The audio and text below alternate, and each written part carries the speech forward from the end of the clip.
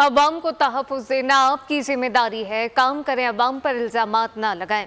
कराची वाले वज़ीर दाखिला पर बरस पड़े, कहा कि आप खुद प्रोटोकॉल के बगैर घर से बाहर निकलें तो खाली हाथ वापस आएंगे।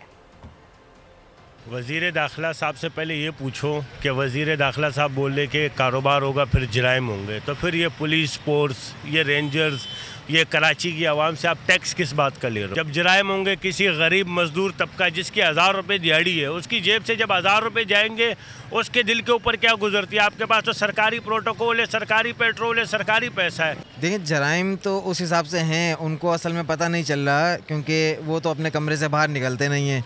हमारी उनसे एक रिक्वेस्ट है कि आप एक दफ़ा, सिर्फ ज़्यादा नहीं, सिर्फ एक दफ़ा अपने कमरे से बाहर निकल के आएँ।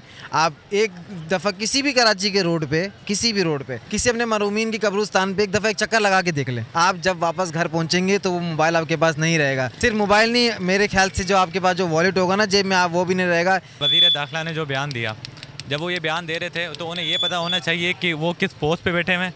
अब अगर आप ये बात करते हैं कि क्राइम नहीं है, क्राइम 10% है, 100% है, 50% है, इस पर मैं बात नहीं करूँगा, लेकिन आपको ये रिस्पॉन्सिबिलिटी दी गई है कि क्राइम को रोकें।